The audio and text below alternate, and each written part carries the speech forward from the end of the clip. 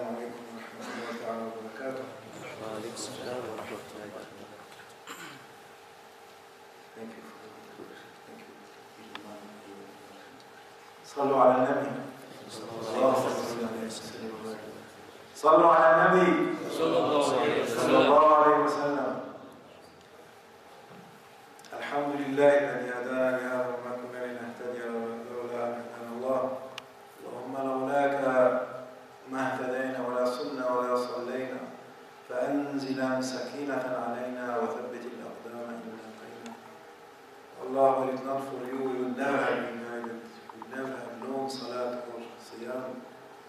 So descend upon us a mercy, tranquility from you, and peace, and make firm our feet when we meet the enemy.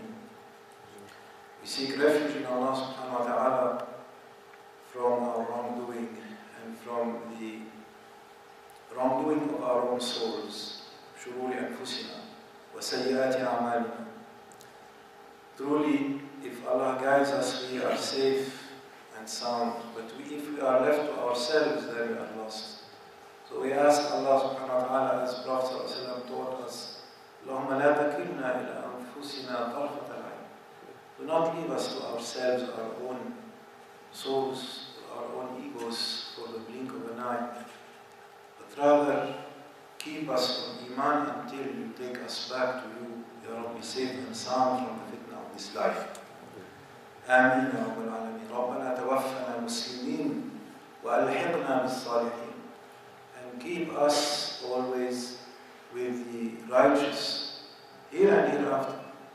We ask for their company, as Allah subhanahu wa ta'ala commanded us to be with the Sadiqeen.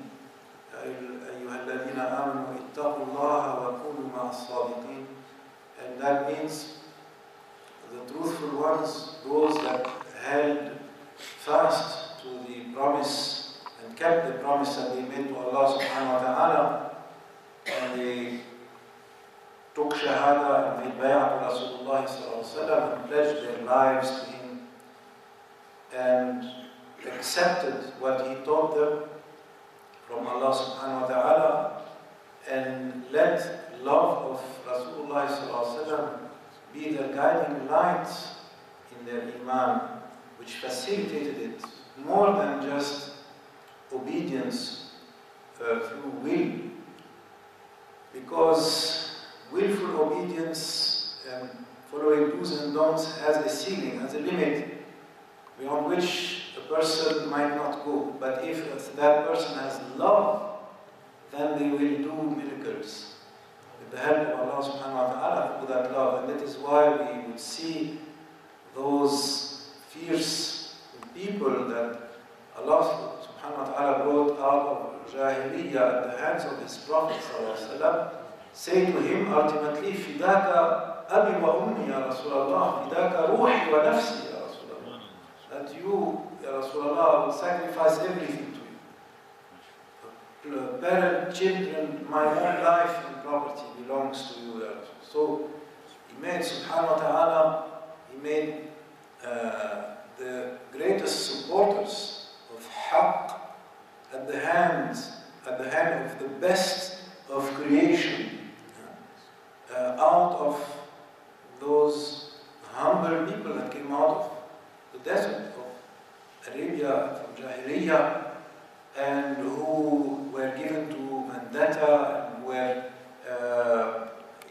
tough and difficult to manage, so much so that it was a feat, the scholars said, for Rasulullah sallallahu alaihi wasallam to even get them to line up on a single line in Salat, and not to want to be first, or not to let that one or this from that tribe or that background to be ahead of them, or to be rather they should be behind them, not to be on a par with them. But no, he made them forget about their own selves for the sake of Allah subhanahu wa ta'ala, and transformed them into the guides of humankind, and made of them awliya of a greater rank yet than the another example from another civilization or another prophet, greater yet than the Sahara of Fir'aun, who became became believers in Sayyidina Musa and Sayyidina Harun alayhim as-salam, when they accepted faith and they said to Fir'aun, do what you will with us.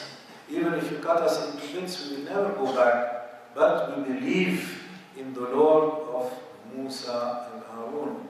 And so from Sahara they became awliya, and they accepted Iman from one moment to the next, and Allah subhanahu wa ta'ala changed their sayyat into hasanat.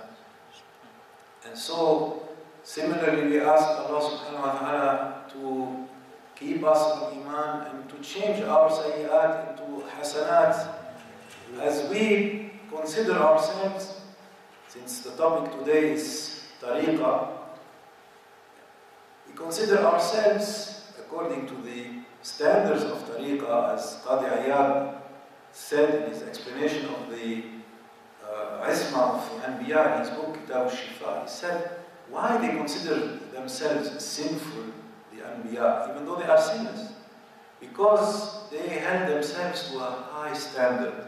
And this is what tariqah tried to uphold for every Muslim and Muslimah after accepting Islam and practicing the pillars, and after deepening Iman and its pillars, then there is the maqam of Ihsan and its pillars also. And all of that forms deen. And Ihsan cannot be left out, otherwise deen is not complete. As you all know from the hadith of the Islam and Iman and Ihsan. And therefore, that higher standard, according to it, then we might also call ourselves to account and consider ourselves in Jahiliyyah, in a type of Jahiliyyah, and consider ourselves also in a state of Fir'aunic rebellion when we commit sin, when we give in to our lower self, when we leave and abandon the better path of the Sunnah, of which we know very well, of which we have been taught, of which we are reminded, and yet still there is no peace in ourselves or in our society or among our nations. And so therefore, how can we bring peace to the rest of the world when we ourselves see ourselves in such a state of weakness? And so we come to the title, the required title, or the title that was required of me for this talk, which was the role of tariqah in world civilization, which is such a nice title and befitting, it might be, but nevertheless we have to call into question this concept of world civilization, because to us, for us, the greatest civilization was the civilization of the Prophet ﷺ and his Sahaba, and his companions. And our concept of history in Islam is not a concept of progress from a certain point in the past towards a point in the future where it gets better and better, but rather the reverse. And the greatest point, the apex, was that constitution of Medina and the Khulafa al-Rashidin after Rasulullah ﷺ, that he had formed to be the best of mankind after prophets, so that they themselves can be the teachers of the universe. And after that it does not get better, but rather it comes down from that high summit, and then down, and then down. And the Prophet ﷺ said, and this is our concept of history, كُلَّ يَوْمٍ تُرْذَلُونَ, that each day that follows the previous one is a little bit worse than the one before. And that we are not progressing towards a great civilization and a greater achievement than the people of the past, but rather we are weakening in our Iman, and we have to make greater efforts, and we ask Allah sincerely, as He has taught us in the Holy Quran, Allahumma la tahmil alayna isran kama hamaltahu ala alladhina min qablina, Rabbana la tuhammilna ma la taqata lana bih. That we do not put upon us a burden that we cannot carry, not like the people of the past. And the Prophet ﷺ reassured us, and he said, never mind. in the time of the Sahaba, he was addressing the Sahaba, he said, you are in a time when if you leave one thing out of 10 that you are ordered, then you would be in difficulty, you would be doing wrong, you would be going astray. But there will come a time when if people do one thing out of 10, then they will be guided and they will be safe. Subhanallah. This is from, at the same time, to show the regress of civilization and the downfall, constant downfall of civilization in time, as time progresses in a linear way, and at the same time, the great mercy of Rasulullah sallallahu alaihi wasallam for the people of Akhir Zaman, which we are, whom he called his beloved, his brothers. And when he said, oh, I long to see my brothers, and the Sahaba were surprised because they thought that they possessed that title exclusively. And yet, Prophet ﷺ said, no, you have a great title, you are my companions, but my beloveds and my brothers are those who will believe in me without seeing me. And therefore, as he is Rahmatan lil Alameen, he is even we feel that as if he were speaking to us exclusively of Alameen, subhanallah, saying, don't worry, you have mercy, you have forgiveness, but at the same time you are going to be facing great difficulties and great strifes. So what is the role of tariqah in upholding protection of sorts? As we already mentioned, it is trying to keep a high standard of self-examination and self-accounting. As they said, some of the masters in what we have received of tariqah teachings and from the books of the Naqshbandi masters, for example, they would say, in imitation of the words of Imam al-Hasan al-Basri when he said, what is zuhd? Zuhd is that when you leave your house, zuhd meaning simple living or renouncing sins and renouncing also luxuries, and having a kind of simple approach to the goods of this life, not asceticism, but something close to it. He said, zuhd, true zuhd is that when you leave your house, whoever you happen to see, you don't think that you are better than them. You think they might be better than you. You think they might have a better ending than you. You think that in the end, maybe they will be in a higher level than you in the next life. You never take it for granted anything.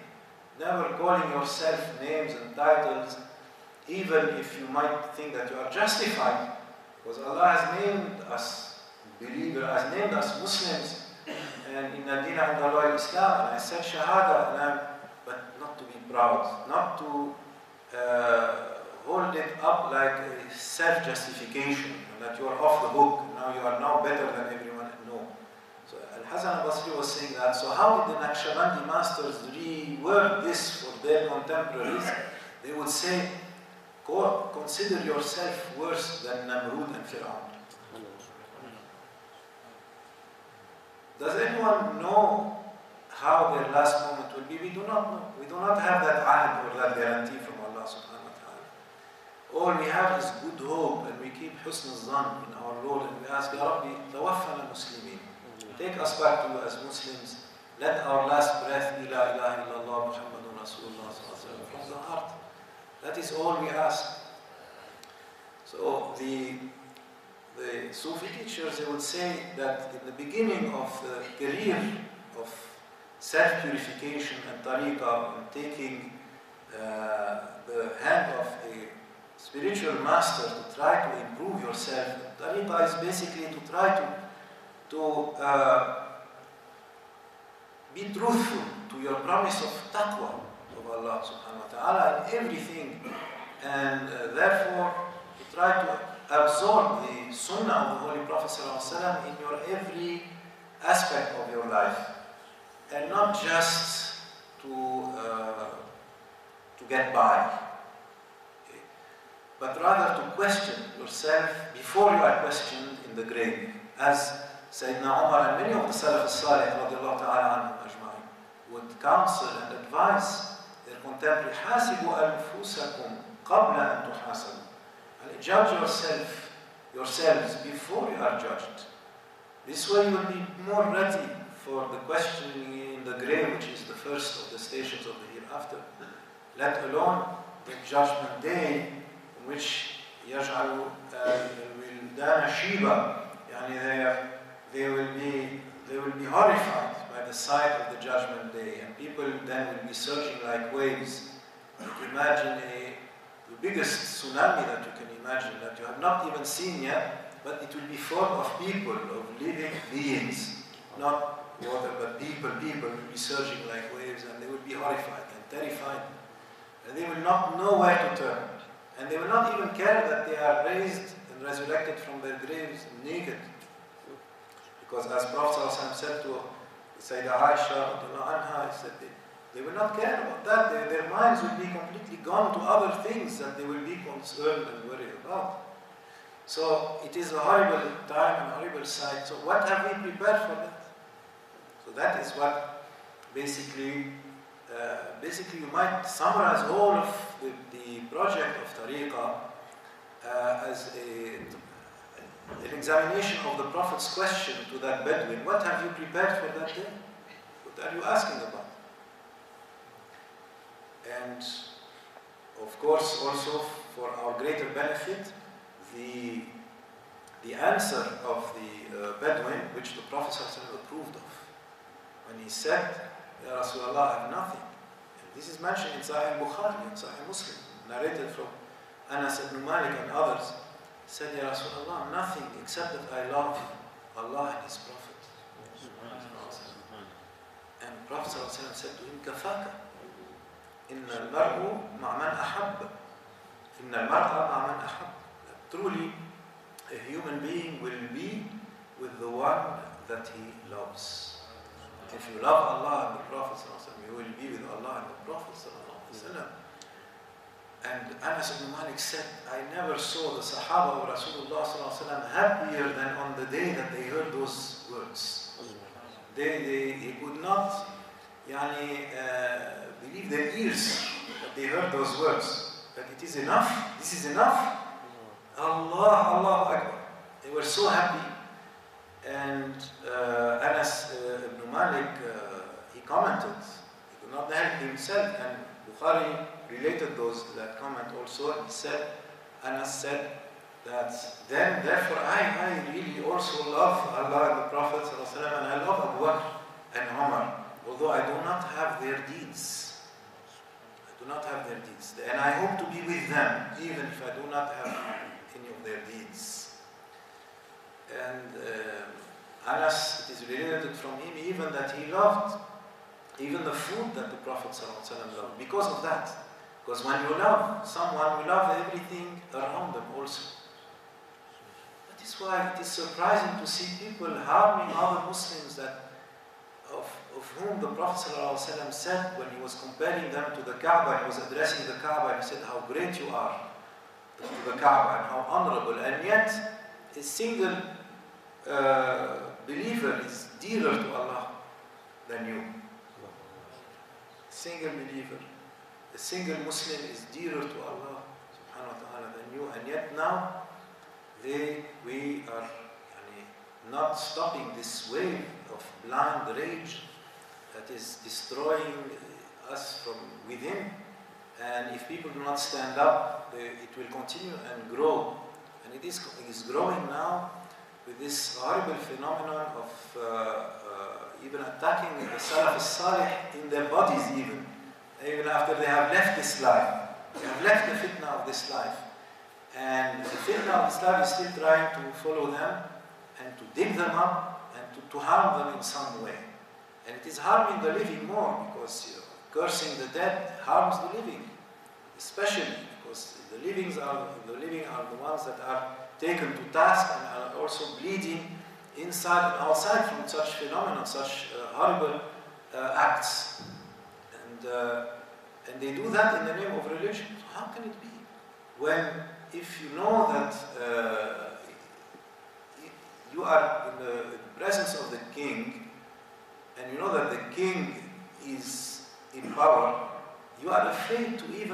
the cat of the king, right? Let alone a subject of one of the subjects of the king, one of the servants of the king. So, and here you are harming the living and the dead. La hawla wa la quwwata illa billahi al-aliyyil. Is this civilization? No, cannot be. And the perpetrators of such acts are doing it in the name of the religion that is supposed to be the leadership of mankind. So there's something very, very wrong. And that is why nothing will stem such a tide except a return to the spiritual values that are making people in love with Allah subhanahu wa ta'ala and the Prophet sallallahu alaihi wasallam, and follow not out of being forced and of a system of fear and punishment, but rather out of love. And that is the greatest motivation, and that is the greatest contribution of the mazahibs of tariqah, just as the mazahibs of fiqh and the mazahibs of aqidah contributed also to the development of Islamic civilization. Each one addressing one of the aspects of the deen, the three aspects that is mentioned in that famous hadith that I referred to. Hadith of Sayyidina Gibril alayhi salam came, but incognito to the Prophet sallallahu alaihi wasallam. He said, Ya Muhammad, ma al-Islam? He said, al-Islam أن تشهد أن لا إله إلا الله وأن محمدا رسول الله صلى الله عليه وسلم وإقام الصلاة وإيتاء الزكاة وصوم رمضان وحج البيت من استطاع إليه سبيلا. And he mentioned the 5 pillars, and he said to him, Sadaqta. And companions were surprised. He asked him, but yet he confirms it as if he knew the answer already. He said, Ya Muhammad, وَمَا الْإِيمَانُ? And then he said, الإيمان أن تؤمن بالله وملائكته وكتبه ورسله واليوم الآخر والقدر خيره وشره. And in some versions there is another pillar, وَالْبَعْثِ بَعْدَ الْمَوْتِ, which is also the same as belief in the hereafter. So the mazahibs of fiqh developed and codified all the rulings pertaining to the 5 pillars of Islam, which is the outward expressions of belief, and by which one is considered a Muslim, even though no one knows what is in their heart, but that is not for us to judge. So outwardly, they are considered Muslim, finished, they are Muslim.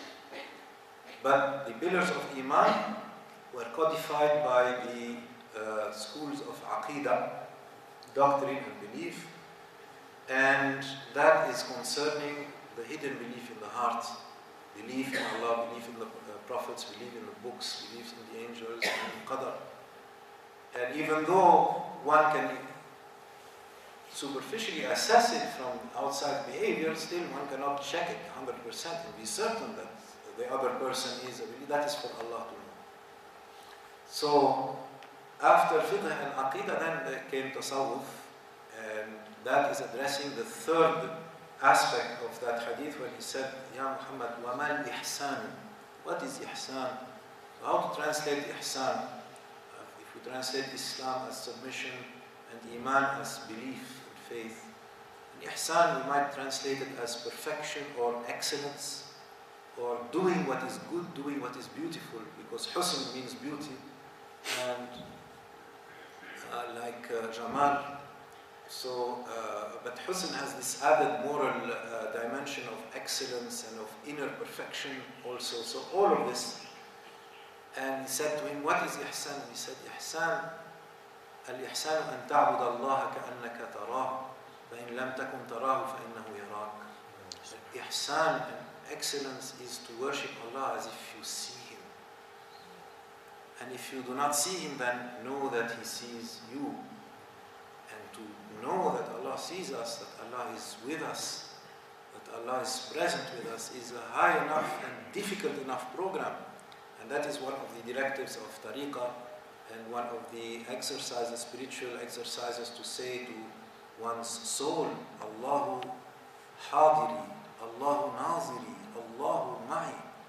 Allah is looking at me, Allah is present with me, Allah is with me. So do not run wild, do not be angry, do not say, do not lose control and custody of your tongue, of your limbs, and do not let your shahwa overtake you. whether criminal or otherwise. So, but rather remember that you are in the presence of the king, that if you were in the presence of a king, or leave the king, leave the president, you were in the presence of the doorman of the president, you would be, be watching yourself. So what about Allah subhanahu wa ta'ala? Must be taken account of. So the program of tasawwuf is to remind people of that. And what is more important, ultimately and in the end, what never ends, what is everlasting, the rulings of outward obligations, they end in the grave. The taklif, we're no longer mukallaf after this life. So the pillars, 4 pillars after shahada come to an end. You are no longer obligated after you die to do them. And iman, after the veil falls from the eyes, the veil is lifted from the eyes in the next life, and you see وَبَصَرُكَ الْيَوْمَ حَدِيدٌ, you see with sharpness everything, reality of things, then there is no longer need for iman bil ghayb, because now ghayb has been replaced with haqq and with shahada. So alim al-ghayb wa shahada has lifted the veil from your eyes, and your eye now see for sure. So there is no longer need of belief in the answer. Well, what remains? To worship Allah as if you see Him, because now you are seeing Him. Subhanahu wa ta'ala. Allahu Akbar. May Allah grant us sight of Him in the hereafter, which is reserved for the mu'mineen. Allah make us of them in the hereafter to be true mu'min in the sight of Allah subhanahu wa ta'ala. And so at that time, ihsan is what counts. The ihsan that you had in dunya, and the ihsan that you have tried to repay the unlimited ihsan of Allah to you. What have we done in that respect? So therefore everything pours into ihsan in reality. Everything. Iman and Islam is for the purpose of ihsan in the end. Because it is all for the purpose of worshipping Allah as if you see Him, to perfect that worship. And that is what Tariqah has tried to do together with the other schools of Islam, addressing fiqh, addressing aqidah, and then Tariqah addressing ihsan. And to worship Allah as if you see Him, they call it also part of haqiqah. And anything that is related to that knowledge, they call it the knowledge of haqiqah. And there is a saying that is attributed to Imam Malik, and Allah knows best if he said it, but whether or not he actually said it does not detract from the truth of the saying, because it is confirmed independently. But the way that it is couched is interesting. The saying goes that man تفقه ولم يتصوف فقد تفسق. Whoever just acquires fiqh but not tasawwuf, he might become corrupt, because his character will still be wild, untamed.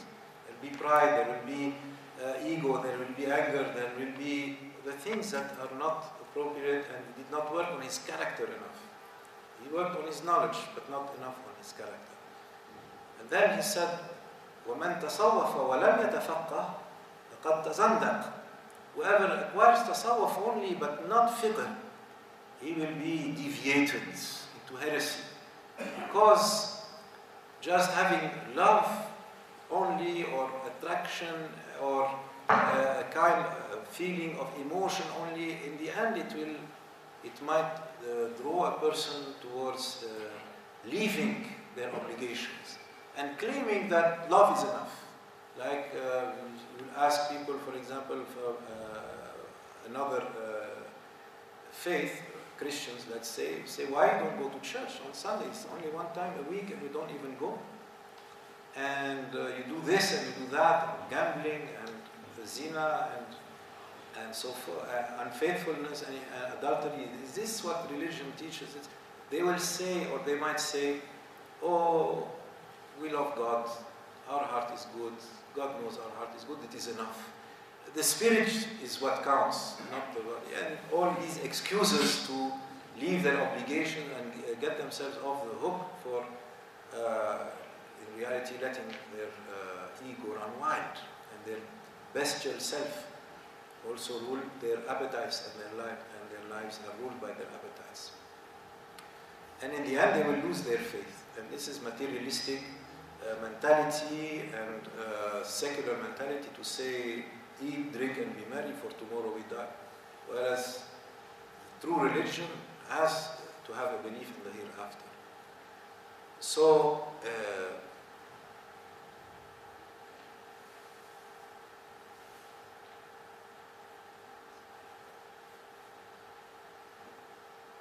من تفقه وتصوف قد تحقق. Whoever has both wings and both sides, fiqh and tasawwuf, fiqh meaning that they acquire the knowledge of the obligations of the religions and the do's and don'ts, and they follow that according to the sunnah of the Prophet ﷺ, but also they work on their character also according to the sunnah of the Prophet ﷺ. As he said to that one man, for example, he said to him, tell me a teaching that will benefit me and that I will need nothing else. He said to him, لا تغضب, don't be angry. So correcting the evils of our character. And to another one was asking the same question. He said, اجعل لسانك رطبا بذكر الله.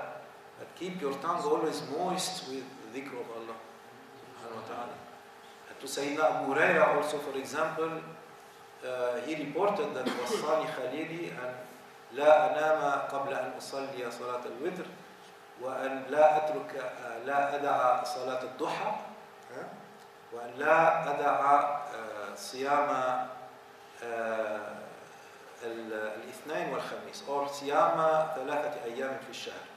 So Sayyidina Abu Hurairah, he had this wasiyah from the Prophet ﷺ, never to leave witr before sleep, and never to leave Salat al-Duha, and never to leave a nafil siyam, a fasting, voluntary fasting of 3 days every month, for his own discipline. And to Sayyidina Abu Bakr Siddique, the Prophet ﷺ, he said to him, never ask anything from anyone. So Sayyidina Abu Bakr Siddique in his lifetime, after that, he would not even ask someone to pass him something. Try to follow that directive of the Prophet ﷺ for the redress of his soul and the perfecting of his. So these are disciplines that the Prophet ﷺ might not have given to everyone. But the fact that they were related and made known to everyone, make them accessible to everyone. And so whatever benefits you, whatever you see also that you need, but especially for satanic traits like anger and pride and arrogance and the things that are at the roots of all of the violence that we see around today, and the fitna and the lusts that are making people run wild. The greatest ones are those of angers and arrogance. Yani the two greatest attributes of shaitan wal iyaz billah. And from that comes all the rest. So we ask Allah subhanahu wa ta'ala wiqaya from that by following the sunnah, and if tariqah and tasawwuf is the pathway to that, then it becomes obligatory for us to follow it. And this was the logical argument of Imam Ghazali even in his own time. He said, unless you are perfect and you see no fault in yourself, and you have reached that maqam of absolute certainty, and you do not see that you are the plaything of shaitan, then but if you feel that you are still in need of working on yourself, then you are in need of tariqah. And the Salaf al-Salih before him all said that in one way or another. But we, unfortunately, through the hawa, people pick and choose what they like. And they might be satisfied and just be considered that, oh, I'm making my 5 salat, I pay zakat, I do the siyam of Ramadan. Then they feel free to go home and be angry with their family and treat them not nicely, or cheat in the marketplace, or look at whatever they like, and they do not take themselves to account, and they will have anger, they will have lust, they will have greed, they will have all sorts of things that, when left untreated, create all of those ills in society and between the nations. And this is a simple problem and it needs simple medication. That is what tariqah is. But as soon as you start treating the ego, it rebels and becomes a fierce enemy, and it never sleeps. And those masters of tariqah and tasawwuf, they said the ego is worse than 70 shaitan. 70 shaitan. Because the enemy that you see in the military jihad is in front of you, it is for a certain time, you fight them and that's it. But the enemy that is inside yourself, that is invisible, that you most of the time don't realize that it's working against you, that ego that we feed all the time by allowing it. So one of the definitions of tasawwuf, they would say, is mukhalafat al-nafs. Whatever the nafs whispers to do or to run after, you say you do otherwise. And that was one of the successful ways of the Salaf al-Salih to build up the civilization of ihsan in their midst. May Allah subhanahu wa ta'ala inspire us to seek a teacher of that orientation, because that is the true way of the Salaf al-Salih. That is to be a true Salafi in that way. That is the reality. Not to blow up the graves of the Salaf al-Salih. On the contrary, that is acts of shaitans, even if they are making takbir at that time. It is a takbir that is kufr in the disguise of Islam. Can you imagine the perversion of Islam to the point that kufr is being practiced out in broad daylight in the name of Islam and in the disguise of Islam? لا حول ولا قوة إلا بالله العلي العظيم. Sayyidina Abu Yazid al-Bistami, one of the Salaf al-Salih, he was objected to by a person in his presence who was saying Subhanallah. And he said to him, why you are saying Subhanallah to object? You are rejecting haqq, but you are using an expression of tasbih to express your kufr of that haqq. This is wrong. You must say shahada. And you must, if you say Subhanallah, say it for something that you accept, not for something that you reject from a teacher of religion. So it is possible to use those expressions and to think that you are making takbir or tasbih or tahmid, but in reality it is a zikr of rejection, a zikr of kufr wal-iyaz billah. So may Allah subhanahu wa ta'ala keep us on the path of the Salaf al-Salih and bring us back to their sincerity and their way of forgiveness of each other, of peace with each other, as we just heard. رُحَمَاءُ بَيْنَهُمْ أَشِدَّاءُ عَلَى الْكُفَّارِ. Not to make takfir of the Muslims for things that are not at all agreed upon as being kufr, not at all. When we say La ilaha illallah Muhammadun Rasulullah sallallahu alaihi wasallam, we enter Islam, and to exit again, we have to deny that. You cannot bring someone out of Islam for something which are mistakes that you judge to be unacceptable, but they are not part of the Shahada. Therefore, if we have disagreement, we sit down and we explain and we keep peace with you, but to lose all proportion and to make takfir, that is another one of the ways where tasawwuf and tariqah built up civilization, is to give excuses to people and to practice the hadith of Prophet ﷺ, yassiru wa la tunaffiru, yassiru wa la tu'assiru. Yani make things easy and do not make things difficult. And one of the definitions of tasawwuf is give people excuses. And this is a principle of Sharia actually, and in usul. To give 70 excuses even for a statement or for an act that is wrong from someone from whom you do not expect it. That they have the sima of Islam and Iman on them, and they do something wrong, you try to find excuses for them before you jump to conclusions and condemn them. Allah subhanahu wa ta'ala bring us back to that approach of leniency, of taysir, of mutual forgiveness, of mutual mercy and rahmah.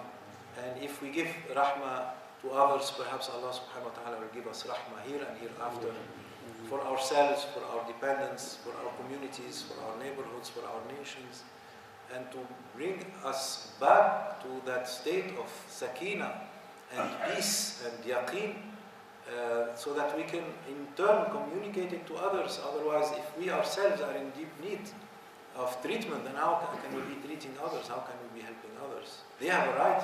They are right to run away from us for dear life, because we are not coming to them with that attraction that Prophet ﷺ taught to his Sahaba al-Kiram.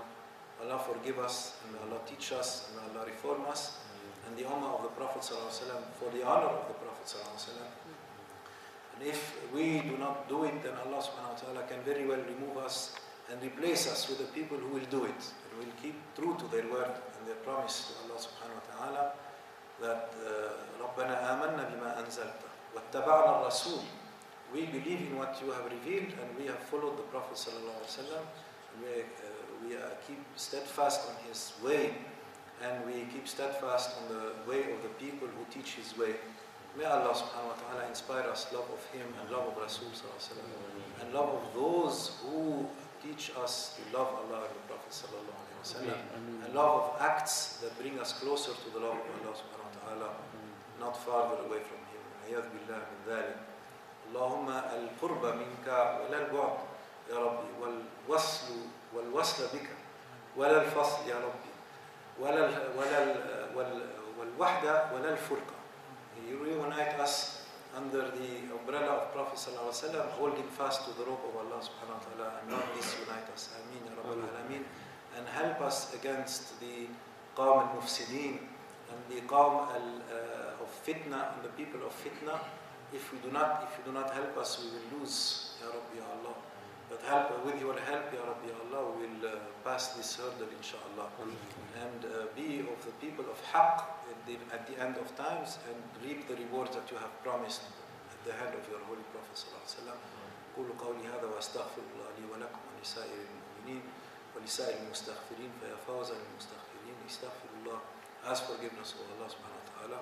سبحان ربك رب العزة عما يصفون وسلام على المرسلين الحمد لله رب العالمين. الفاتحة.